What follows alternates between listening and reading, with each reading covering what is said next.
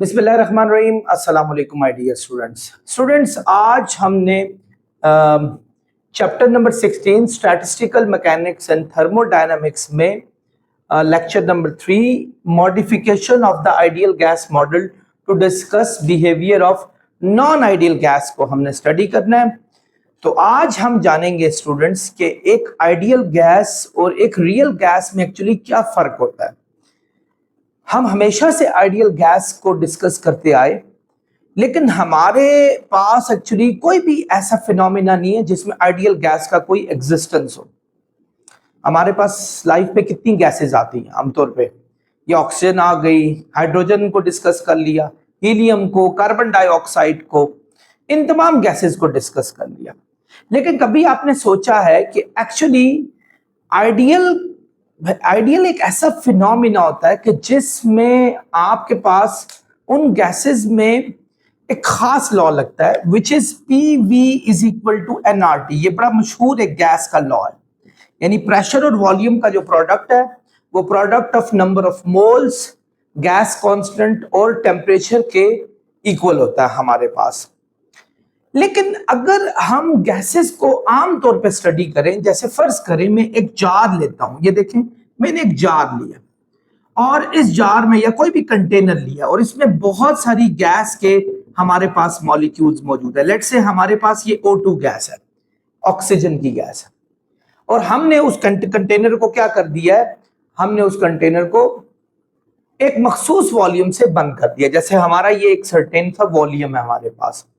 अब इसमें गैस के बहुत सारे मॉलिक्यूल्स मौजूद होंगे और ये हमारे पास एक रियल गैस है जिसमें गैसेस एक दूसरे के करीब भी आ सकती हैं, गैसेस एक दूसरे से कोलाइड भी हो सकती हैं।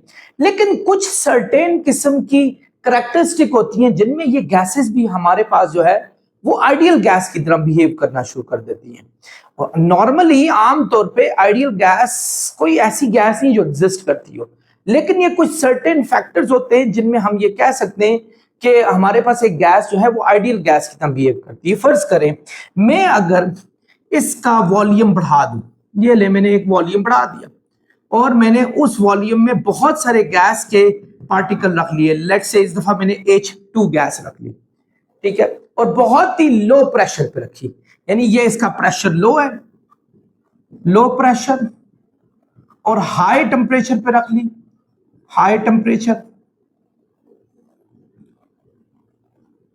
प्लस हाई वॉल्यूम, और हाई वॉल्यूम भी रख लिया। ये मेरे पास एक मैंने फिनोमिना डेवलप कर दिया। अब ऐसे फिनोमिना में क्या होगा स्टूडेंट्स, आपके पास जब लो प्रेशर होगा, यानी इसका मतलब है आपने कोई एक्सटर्नल प्रेशर नहीं लगाया हुआ, तो गैस के मॉलिक्यूल्स फार अपार्ट होंगे, दूर दूर होंगे, और हाई टेम्परेचर भी उनको दूर दूर रखेगा, तो उनके बीच में जो गैप है वो बहुत बढ़ जाएगा। यानी आपका दो मॉलिक्यूल्स के बीच का गैप बहुत बढ़ जाएगा, जिससे उनके बीच की इंटरमॉलिक्यूलर फोर्सेस जो हैं वो क्या हो जाएंगी, वीक हो जाएंगी। They are not attracting each other in ideal gas phenomena, यानी वो एक दूसरे को अट्रैक्ट नहीं कर रहे हैं।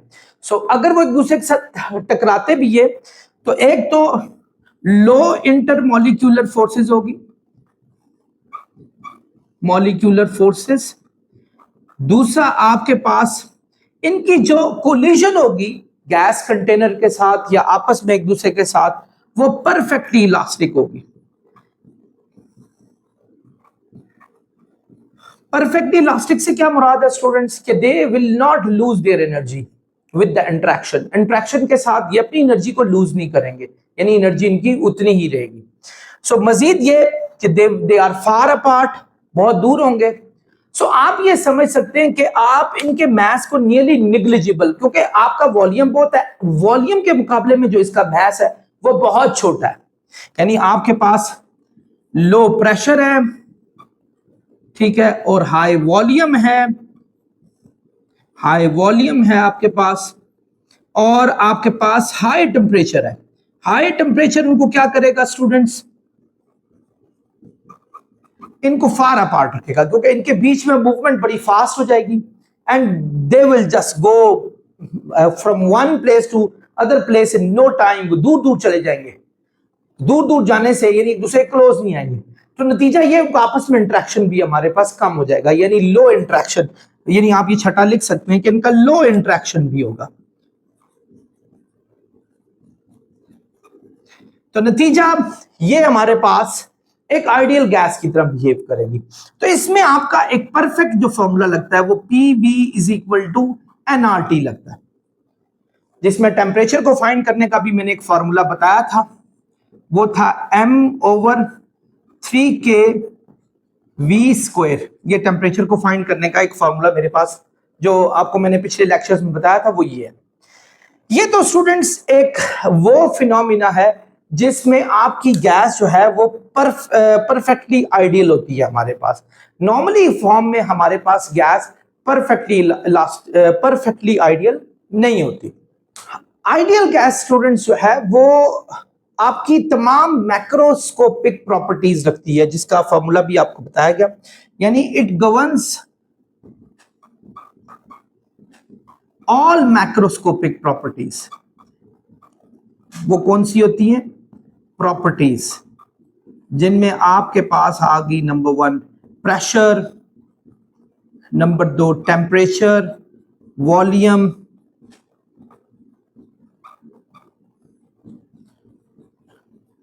नंबर ऑफ मोल्स, और इसी तरीके से हमारे पास ये देखें temperature, pressure, volume, number of moles, और पांचवा एंट्रोपी वगैरह। एंट्रोपी किसे कहते हैं? आप लोगों ने पिछले साल पढ़ा था, द मेजर ऑफ डिसऑर्डरनेस, यानी उनके अंदर जितनी डिसऑर्डरनेस क्रिएट हुई होती है उन तमाम प्रॉपर्टीज को ये होल्ड करती है। ये तमाम इस फॉर्मूले से हमारे पास ये साबित है। अब एक्चुअली जो हमारे चैप्टर का नाम है which is statistical mechanics and thermodynamics, तो मैं चाहूंगा कि इसका लिंक जो है वो आपका जो है गैस का वो इसके साथ जोड़ूं। Statistical mechanics is a branch of physics, यानी जिस चैप्टर को हम पढ़ रहे हैं ये फिजिक्स की वो ब्रांच है that connects the microscopic detail of system, जो कि किसी भी सिस्टम के माइक्रोस्कोपिक डिटेल को, जैसे माइक्रोस्कोपिक डिटेल क्या हुई कि आपके पास अगर ये बहुत सारे पार्टिकल्स है ना, वो इंडिविजुअली हर पार्टिकल को डिस्कस करेंगे कि इस पार्टिकल, इस पार्टिकल, इस पार्टिकल, इसकी मोशन क्या है, इसमें एनर्जी क्या है, तो ये तमाम और इनका आपस में इंटरेक्शन क्या है। यानी you have to talk about each and every element, आप हर एक एलिमेंट को डिस्कस करेंगे। This is called microscopic properties. तो इसको कनेक्ट करती है मैक्रोस्कोपिक ऑब्जर्वेशन के साथ। मैक्रोस्कोपिक मैंने पहले बताया था, प्रेशर, टेम्परेचर, वॉल्यूम और मोल्स हो गए, एंट्रोपी होगी इनके साथ, यानी इनका आपस में कनेक्शन जो है उसको लिंक करने के लिए स्टैटिस्टिकल मैकेनिक्स हमारी एक सबसे इंपॉर्टेंट फिजिक्स की ब्रांच है। तो डियर स्टूडेंट्स, हम क्या पढ़ रहे थे? हम एक आइडियल गैस को पढ़ रहे थे। अब अगर मैं आइडियल से, ये तो सारा आइडियल केस था, यानी ये जो मैंने आपसे डिस्कस किया ये आइडियल गैसेस का डिस्कस किया। अब हम चलते हैं रियल गैसेस पे। रियल गैसेस इनको डिस्कस करते हैं। हमारे पास स्टूडेंट्स आमतौर पर अगर ये प्रॉपर्टीज ना हो, कौन सी? लो प्रेशर ना हो, हाई प्रेशर हो, हाई टेम्परेचर हो ना हो, लो टेम्परेचर हो, और हमारे पास वॉल्यूम भी कम हो, यानी एग्जैक्टली इसका अपोजिट आ जाए, तो हमारी जो गैसेस हैं डियर स्टूडेंट्स वो एक रियल गैसेस के तौर पर बिहेव करती हैं।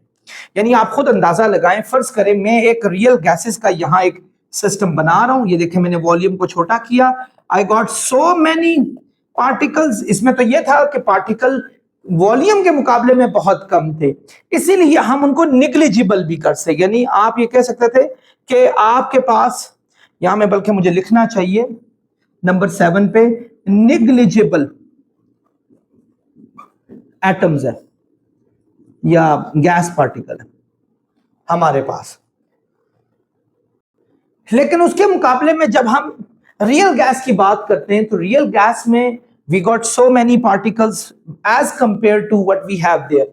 वजह वॉल्यूम कम है, वॉल्यूम कम होकर उतने ही पार्टिकल रख दी जाएं वो हमारे पास ज्यादा फील होंगे। ये बिल्कुल ऐसा ही है जैसे क्लासरूम में अगर 20 बच्चे बैठे हों और उन्हीं 20 को हम हॉल में रख दें, हॉल में वो इजीली भाग सकते हैं, घूम सकते हैं, खेल सकते हैं, इनफैक्ट उनको कोई डर नहीं होगा टकराने का, वो इधर गए उधर गए, वो दे आर लाइक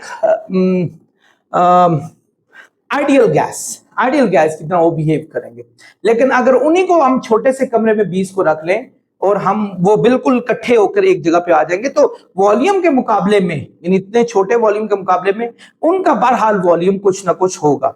सो आपका यानी एक तो इधर हमारे पास कौन सी चीज आ रही है, हमारे पास हाई प्रेशर आ गया, ठीक है, और हमारे पास लो वॉल्यूम आ गया, और तीसरी चीज लो टेम्परेचर आ गया। लो टेम्परेचर का मतलब हुआ कि इनके अंदर जो एनर्जी है स्टूडेंट्स, वो जो इनके अंदर थर्मल एनर्जी है दैट इज वेरी लो। सो वो एक दूसरे से भाग नहीं सकेंगे, वो करीब आएंगे, they will just collide with each other, friction खाएंगे, दे विल लूज एनर्जी, यानी वो एक दूसरे के साथ, so they will not behave like ideal gas, वो आइडियल गैस की तरह बिहेव नहीं करेंगे। आप यानी इस कंडीशन को आप रियल गैस फिनोमिना कहते होते हैं कि जब आपके पार्टिकल क्लोज हो जाएं बहुत सारे, तो इसमें यही तमाम चीजें उल्टी हो जाएंगी, यानी यहां लो इंटरमॉलिक्यूलर फोर्सेस थी, यहां हमारे पास हाई इंटरमॉलिक्यूलर फोर्सेस होंगी। रीजन क्या होगा, क्योंकि they are close to each other, they will attract each other, they are not perfectly elastic, they got small volume, they got high pressure, they got low temperature, they got high interaction with each other, उनके आपस में interaction बहुत होगा, और इनके negligible atoms नहीं होंगे, इनके पास जाहिर बात है ज्यादा हो गए विद रिस्पेक्ट टू वॉल्यूम। सो ऐसी सूरत में जब आपके पास रियल गैस आ जाए तो फिर उस जगह पर आप एक बड़े महान साइंटिस्ट से आए, गालबन 1870 या 73 में, उन्होंने वंडर वॉल, एक बड़े मशहूर साइंटिस्ट थे, उन्होंने कहा था कि ऐसा अगर आ जाए तो फिर क्या होता है। तो आप एक दफा ये नोट कर लें, मैं इसको जरा मिटा रहा हूं, फिर मैं ये वंडर वॉल मेथड जो है आप लोगों को समझाता हूं। Dear students, van der Waals equation ये रियल गैस के लिए एक सबसे अच्छी इक्वेशन है। ये एक साइंटिस्ट थे, इन्होंने 1873 में यानी 1873 में ये एक फिनोमिना पेश किया था। इन्होंने कहा कि अगर आपके पास किसी कंटेनर में हाई प्रेशर, लो वॉल्यूम और लो टेम्परेचर मौजूद हो, तो आपके फिर जो अंदर गैस के पार्टिकल्स हैं उनकी हैसियत होती है, you can not neglect them. जैसे आप आइडियल गैसेस में निग्लेक्ट कर रहे थे, आप उनको निग्लेक्ट नहीं कर सकते। फर्ज करें अगर आपके पास, ये मैं कंटेनर बना रहा हूं जो मैंने यहां भी बनाया हुआ था, चले, और मैं इसको हाई प्रेशर देकर मैं इसको स्क्वीज करके नीचे तक लेकर आ जाता हूं, यहां तक, यानी ये सारे गैस के पार्टिकल इधर आ गए यहां से, यानी मैं हाई प्रेशर देता हूं, so they will come closer to each other, volume को छोटा कर देगा, वॉल्यूम हमारे पास छोटा हो गया और हमारे पास प्रेशर जो है ना वो इंक्रीज हो गया, यहां तक हमारे पास बात पहुंच गई हमारे पास। तो एक्चुअली जो हमारे पास वॉल्यूम था स्टूडेंट्स, वो क्या था, वो V था, ये सारा वॉल्यूम जो दिया हुआ, यानी अब हमारे पास वो जो पिछली इक्वेशन थी PV is equal to nRT, वो हमारे लिए काम की नहीं रही, ये तो आइडियल गैस की थी। क्यों, उसमें तो आपका वॉल्यूम एक आम हालत में मौजूद था, क्योंकि उसमें हमारे पास प्रेशर लो था और वॉल्यूम भी साथ साथ प्रेशर भी एक आम हालत में मौजूद था। लेकिन यहां जैसे ही आपने प्रेशर हाई दिया तो उससे क्या हुआ, आपने बॉयल्स लॉ पढ़ा हुआ है कि वॉल्यूम हमारे पास क्या हो जाता है, कम हो जाता है, प्रेशर और वॉल्यूम एक दूसरे के साथ इनवर्सली बिहेव करते हैं। सो आपका वॉल्यूम इस जगह पर आ गया, यानी एक्चुअली हमारे पास ये वॉल्यूम है जहां गैस हमारे पास फ्री स्टेट में मौजूद है, और एक ये वॉल्यूम है हमारे पास, ये हमारे पास वॉल्यूम है, इसका नाम हम B रख लेते हैं, B। तो अगर मैं करेक्शन इन वॉल्यूम कर लूं, करेक्शन इन वॉल्यूम कर लूं, मैं क्यों करेक्शन इन वॉल्यूम कर रहा हूं, because now I have decrease the volume, volume मैंने डिक्रीज कर दिया। एक्चुअली हमारे पास जो ओरिजिनल वॉल्यूम है, यानी ओरिजिनल वॉल्यूम, उसमें से हमें ये B निकालना पड़ेगा, तो हमारे पास ये वाला वॉल्यूम आ जाएगा जो न्यू वॉल्यूम है हमारे पास। चलो इसको हम A प्राइम का नाम देते हैं, ये B। लेकिन ये B वॉल्यूम याद रखना, अभी मैंने ये बहुत सारे गैस के पार्टिकल्स ड्रॉ किए हैं, बहुत सारे गैस के पार्टिकल। फर्ज करता हूं मेरे पास ये 1 मोल पार्टिकल है तो B होगा, अगर मेरे पास N मोल होंगे तो NB होगा। यानी फर्ज करें अगर मेरे पास N मोल पार्टिकल का मैं डिस्कस कर रहा होता, तो यही हमारे पास जो हो जाना था वो V माइनस NB हो जाता हमारे पास। यानी जो नया वॉल्यूम हमारे पास ये आ रहा है वो एक्चुअली पूरे वॉल्यूम में से ये B माइनस करें तो ये आ जाएगा। ये रियल गैस के लिए हमारे पास होता है, वेयर हम जहां क्या कर रहे होते हैं कि पार्टिकल को स्क्वीज करके एक छोटी रेंज में लेकर आ रहे होते हैं, वहां पार्टिकल्स की हमारे पास हैसियत भी होती है।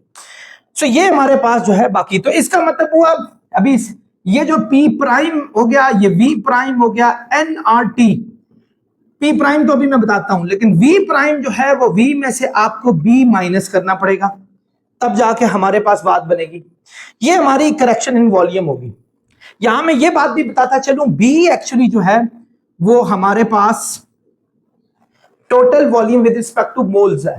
तो इसकी जो यूनिट होती है, B की यूनिट जो होती है वो मीटर क्यूब पर मोल होती है, मीटर क्यूब पर मोल।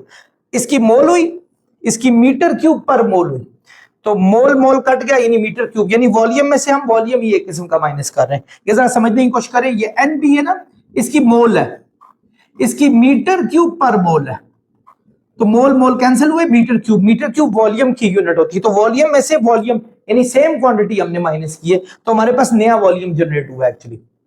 सो ये था वॉल्यूम में करेक्शन थी।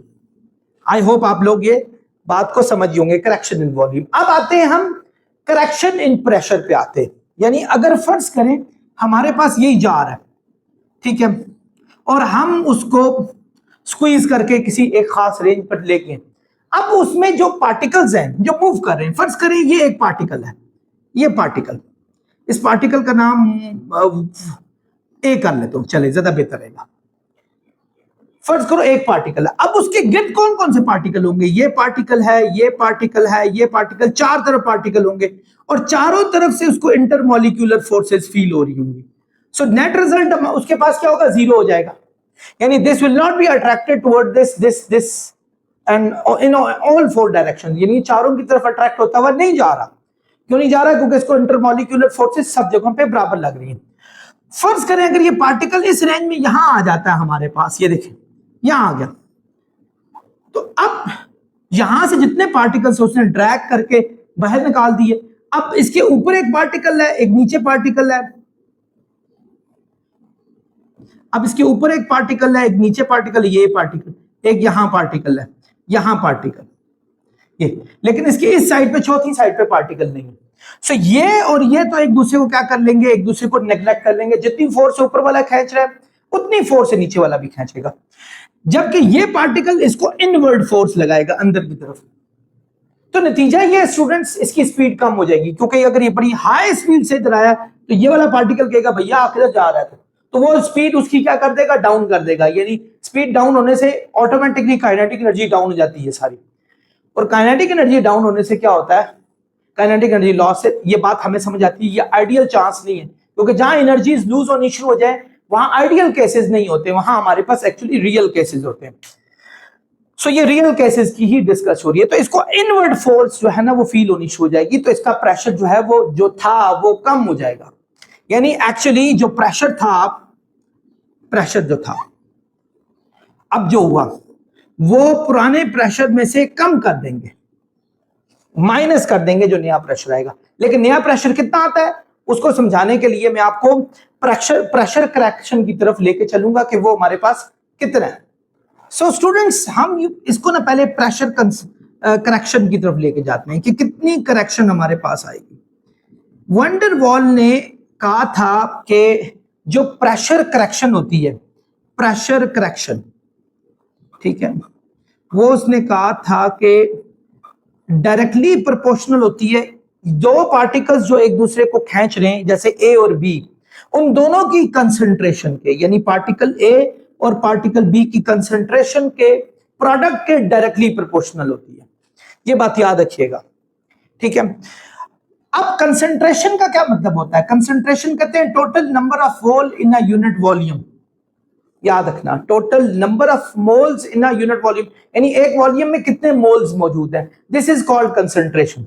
कंसंट्रेशन यही हुआ ना कि फर्ज करें अगर आपके पास, यूं एग्जांपल ले लें, जैसे इस कमरे में अगर परफ्यूम अगर हम जो है छिड़क देते हैं तो आप लोगों को हर जगह से खुशबू आनी शुरू हो जाती है, आप कहते हो यार बड़ी कमाल की परफ्यूम आप लोगों ने लगाई है इस कमरे में। लेकिन अगर हम परफ्यूम को ज्यादा छिड़क देते हैं, काफी ज्यादा, तो हम कहते हैं यार खुशबू तो बहुत ज्यादा है, सर फटने जा रहा है। क्यों? अब खुशबू की कंसंट्रेशन बहुत ज्यादा होगी, यानी इस वॉल्यूम के हिसाब से आपने ज्यादा जो परफ्यूम के जो मोल्स थे या परफ्यूम के जो पार्टिकल्स थे वो ज्यादा निकाले हैं। So this is called concentration. You can say the concentration of the perfume is high now. So concentration को N over V यानी total number of moles in a unit volume कहा जाता है. So आपके पास ये आ जाएगा pressure concentration N over V, ये भी N over V, दोनों N over V होंगे. दोनों पार्टिकल चूंकि एक ही ऑब्जेक्ट के हैं तो इसलिए N over V हम नाम दोनों का रख लेते हैं, A भी लिखने की जरूरत नहीं. तो N जा होगा N square over V square, यानी प्रेशर कंसंट्रेशन जो है वो हमारे पास डायरेक्टली, प्रेशर कंसंट्रेशन हमारे पास directly proportional N square over V square के आ गया. प्रोपोर्शनैलिटी का साइन हटाएं, इक्वल का साइन लगता है और कांस्टेंट लगता है. यहां जो कांस्टेंट लगा है वो इसको वंडरवॉल कांस्टेंट भी कहा जाता है, और वंडरवॉल कांस्टेंट था A.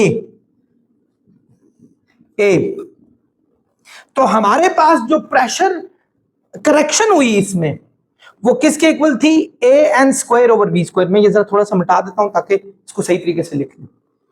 स्टूडेंट्स यहां A प्रोपोर्शनैलिटी कांस्टेंट है, A हमारे पास कांस्टेंट है, A कांस्टेंट है, उसको वंडरवॉल कांस्टेंट भी कहते हैं. और इसकी जो यूनिट होती है स्टूडेंट्स वो हमारे पास बन रही है पास्कल मीटर 6 पर मोल स्क्वायर. ये याद रखिएगा. इसको मजीद भी डराइव, पास्कल को पास्कल जो है एक्चुअली वो प्रेशर की यूनिट थी जिसको न्यूटन पर मीटर स्क्वायर भी कहते हैं. एक यूनिट ये होती है, पास्कल को खुद न्यूटन पर मीटर स्क्वायर भी कहा जा सकता है. तो इसकी वो कटेगा न्यूटन मीटर 4 पर मोल स्क्वायर. इसकी एक यूनिट ये भी होती है, ये भी यूनिट है स्टूडेंट्स, ये भी हमारे पास यूनिट है. सो स्टूडेंट्स ये आपकी प्रेशर करेक्शन है. तो यहां मैं प्रेशर करेक्शन का जिक्र कर रहा था कि जब आपका प्रेशर आया वो प्रेशर जो था वो उसमें से आप ये करेक्शन माइनस कर दो, ये करेक्शन माइनस कर दो, बल्कि इसको प्राइम करते हैं, इसको हम डबल प्राइम करते हैं, प्राइम. और ये प्रेशर हमारे पास क्या है? Correction AN square over V square, AN square over V square. ये माइनस हो रहा है स्टूडेंट्स, इसको यहां ले जाकर क्या कर देंगे? प्लस कर देंगे. तो हमारे पास जो नया प्रेशर आया वो ये आ गया, जो नया प्रेशर ये आया. तो स्टूडेंट्स अभी मैं थोड़ी देर पहले अगर याद हो तो मैं आइडियल गैस की इक्वेशन जो कि PV is equal to nRT लिख रहा था. अब इस फॉर्मूले में P हमारे पास ये दोनों प्राइम थे, अब क्योंकि we are not talking about ideal gas at the moment, we are talking about real gas. हम रियल गैस के बारे में जिक्र कर रहे हैं. तो ये जो हमारे पास प्रेशर था ये तो आ गया, ये P plus AN square over V square. और ये जो वॉल्यूम था हमारे पास वो हमारे पास आ गया V minus n b is equal to nRT. ये फॉर्मूला हमारे पास आ गया. ये फॉर्मूला है if you got so many moles अगर आपके पास बहुत हो, but if you have 1 mole, for 1 mole यानी अगर आपके पास 1 मोल हो उसके बारे में जिक्र करना हो तो आप इस जगह पर n की जगह पे 1 लगा लें, या तो ये A ओवर V स्क्वायर हो जाएगा, यहां भी 1 लगा लें, V माइनस B हो जाएगा, ये RT हो जाएगा. सो दिस इज फॉर 1 मोल, ये 1 मोल के लिए आएगा. आई होप स्टूडेंट्स आपने जो रियल गैस का फिनोमिना था, वंडरवॉल इक्वेशन थी, उसको अच्छे तरीके से समझ लिया होगा. अब हम अपने नेक्स्ट टॉपिक की तरफ मूव करते हैं. Students gravitational effect on ideal gas model. आपके आइडियल गैस मॉडल में ग्रेविटी का, ग्रेविटेशनल फोर्स का क्या इफेक्ट होता है? डियर स्टूडेंट्स अगर हमारे पास आइडियल गैस हो and we are performing under laboratory तो कोई खास फर्क नहीं होता. यानी अगर आपके पास लेबोरेटरी में आप कर रहे हैं, you got the jar and you got all atoms inside them, so gravity का कोई खास असर नहीं, क्योंकि इसमें already we are talking about pressure. हम प्रेशर के बारे से भी डिस्कस कर रहे हैं और इसके अलावा काइनेटिक एनर्जी के बारे में भी डिस्कस कर रहे हैं. तो काइनेटिक एनर्जी और प्रेशर खुद इतने ज्यादा बड़े होते हैं कि ग्रेविटी का कोई खास इंपैक्ट इन लेवल्स पे नहीं होता. यानी अगर हम एक्सपेरिमेंट यहां कर रहे हो, लेकिन अगर आप एक बड़े लेवल पे डिस्कशन कर रहे हो, जैसे स्टार्स के वाले से डिस्कशन कर रहे हो, इसमें गैलेक्सीज में और भी डिफरेंट स्टार्स होते हैं, जैसे हमारे पास डॉर्फ प्लैनेट्स हो गए, इसी तरह न्यूट्रॉन स्टार्स हो गए, इसी तरह हमारे पास बड़े बड़े नेब्यूलाज हुए जो उन तमाम को डिस्कस करने के लिए आपका वहां ग्रेविटेशनल इफेक्ट एक बड़ा अहम रोल प्ले करता है, नॉर्मल छोटे लेवल पे नहीं करता।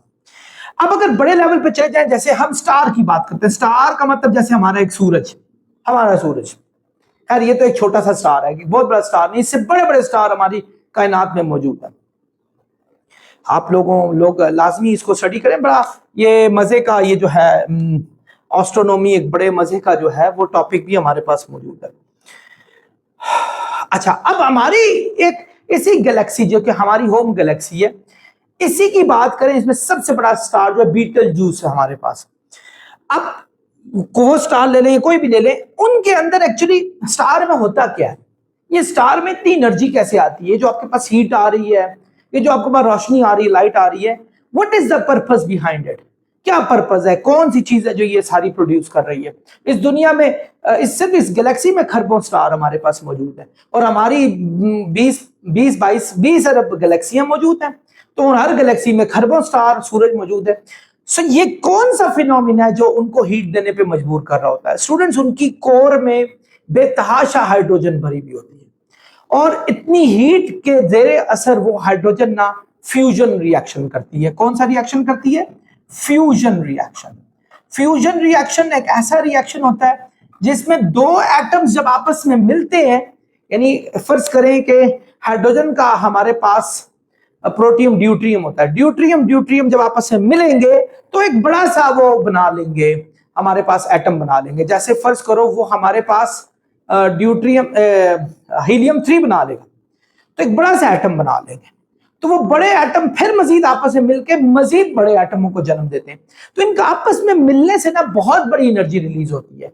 आमतौर पे ये कहा जाता है कि फ्यूजन रिएक्शन फिशन रिएक्शन से कई गुना, अगर मैक्सिमम एनर्जी की बात की जाए तो नियरली 20 से 24 गुना ज्यादा हाई होती है, से फॉर द सेम मास के लिए। फिशन रिएक्शन आप खुद अंदाजा लगाएं, फिशन रिएक्शन एटम बॉम्ब में बनता है, और फ्यूजन के लिए हाइड्रोजन बॉम्ब बने, जो कि एटम बॉम्ब से भी ज्यादा बड़ी जो है ना कमाल चीज है, यानी वो ज्यादा 10 या 20 गुना ज्यादा डिस्ट्रक्शन प्रोड्यूस करते हैं। सो इनके अंदर फ्यूजन रिएक्शन हो रहा था। फ्यूजन रिएक्शन में इनके अंदर जो गैसेस के पार्टिकल्स हैं वो क्या कर रहे होते हैं, वो फोर्स लगा रहे होते हैं बाहर की तरफ। वो कहते हैं भैया हमने निकलना है यहां से बाहर, लेकिन अंदर बाहर की साइड पे ग्रेविटी होती है जो अंदर की तरफ इसको पुल किए हुए होती है। तो आप ये बिल्कुल एक बैलून की शक्ल ले लें, जैसे बैलून है। अब बैलून में जब आप एयर ब्लो करते हैं अंदर, तो एयर उसको बाहर की तरफ धकेल रही होती है, जबकि उसकी जो हमारे पास शेप है बैलून की, वो इतनी हार्ड होती है कि वो उसको एयर को बाहर नहीं होने देती, वो अंदर की तरफ पुश करती है। नतीजा एक बड़ा सा गोला बन जाता है, एक स्टेबल गोला हमारे पास बन जाता है। सेम ऐसा भी है, इसको स्टेबिलिटी के लिए जो ये आप देखो कितनी ग्रेविटी अहम रोल प्ले कर रही है इस बड़े बड़े जगहों पर। छोटे जगहों पर तो हम उसको रहने देते हैं, बड़े जगहों पर कितनी कर रही है कि अगर फर्ज करो आप बैलून में एयर ब्लो करते हो अच्छी खासी, और वो एयर जो है कहीं से फट जाता है, तो वो एकदम एयर जो है ना बाहर निकल जाती है हमारे पास। अगर ग्रेविटी का असर ना होता तो ये तमाम गैसेस जो हैं ये एक बहुत बड़ी डिस्ट्रक्शन से जो है ना वो बाहर आ जाती हैं। लेकिन बहरहाल gravity is pulling it inward, and though the gases are just pushing it outward, so this is making the star a proper shape. ये प्रॉपर शेप देती हैं। और आपको एक सुन के हैरानगी होगी कि ये आखिरकार फ्यूजन रिएक्शन रहता नहीं है, एक ना एक दिन इस फ्यूजन रिएक्शन ने खत्म होना होता है। अब हमारे सूरज की एग्जांपल ने कहा जाता है कि हमारे सूरज में इतना फ्यूजन रिएक्शन हो रहा है कि ये फ्यूजन रिएक्शन रन आउट भी होता जा रहा है, यानी खत्म भी होता जा रहा है, क्योंकि जब बड़े बड़े एटम बनते हैं वो थोड़े से मजीद स्टेबिलिटी की तरफ जाते हैं, और जब स्टेबिलिटी बढ़नी शुरू होती है तो मजीद बहुत मुश्किल होता है दो एटम्स को जुड़ना। जितने छोटे हो उनमें फ्यूजन रिएक्शन ज्यादा अच्छी होती है। ये इंशाल्लाह आपको इस दफा रेडियो एक्टिविटी के चैप्टर में बड़े तफसील से मैं बताऊंगा। तो अब हमारा सूरज है उसको तकरीबन 4.6 बिलियन ईयर्स हो चुके हैं इस दुनिया में ये, और कहा जाता है कि हमारे सूरज के जो स्टार है ये 10 बिलियन की एनर्जी अपने अंदर महफूज करके रखी हुई है, यानी 10 बिलियन साल तक ये एनर्जी अपने अंदर इसकी महफूज रहेगी। अगर इसमें से 4.6 है, इस वक्त भी 5.4 बिलियन ईयर्स का फ्यूल यानी फ्यूजन रिएक्शन हमारे सूरज में हो सकता है, यानी 5.4 अरब 5.4 अरब साल अभी हमारा सूरज रह सकता है। हम हो या ना हो, 5 अरब साल बाद देखा जाएगा कि इसमें क्या होता है। तो इसी तरह बहुत सारे बड़े बड़े स्टार्स होते हैं, जब उनमें से फ्यूजन रिएक्शन कम हो जाती है, बड़े स्टार्स की बात कर रहा हूं, तो वो कॉन्ट्रैक्ट होना, क्योंकि ग्रेविटी फिर हावी हो जाती है, क्योंकि बीच में से गैसेस तो निकल गई और ग्रेविटी हैवी होती है। ग्रेविटी इसको इतना कंडेंस कर देती है कि वो हमारे पास उनकी डेंसिटी बहुत हायर हो जाती है, जिसकी सबसे अच्छी एग्जांपल है हमारे पास न्यूट्रॉन स्टार्स। न्यूट्रॉन स्टार्स जो कि हमारे सूरज के बराबर का स्टार होता है आमतौर पे, और जब वो स्क्वीज हो जाता है ग्रेविटी की वजह से, और ग्रेविटी में स्क्वीज होके वो तकरीबन 20 किलोमीटर का उसका डायमीटर रह जाता है। आप खुद अंदाजा लगाएं कि इतना बड़ा स्टार इतने छोटे से में हो गया, और इसके बारे में इंशाल्लाह मेरे ख्याल में इसकी अगला टॉपिक भी हमारे पास मौजूद है। आई होप स्टूडेंट्स आप लोगों ने एंजॉय किया होगा, आप लोगों ने इसको अच्छे तरीके से समझा होगा। कमेंट्स में लाजमी मुझे बताएं अपना बहुत। लेकिन मुझे मेरी एक स्टूडेंट पीछे बता रही है, सर बुक में एक हाइड्रोस्टैटिक इक्विलिब्रियम था, उसका आपने जिक्र नहीं किया। तो स्टूडेंट्स, ये जो गैस के पार्टिकल्स बाहर की तरफ निकल रहे हैं और जो ग्रेविटी अंदर की तरफ आ रही है, उन्होंने एक बैलेंस क्रिएट किया हुआ है, इसको हाइड्रोस्टैटिक इक्विलिब्रियम कहा जाता है। This is known as hydrostatic equilibrium. This is making the shape of the stars. So students, I hope आप लोगों ने समझा होगा। नेक्स्ट लेक्चर तक मुझे इजाजत दें, अपना बहुत ख्याल रखिएगा। अस्सलाम वालेकुम।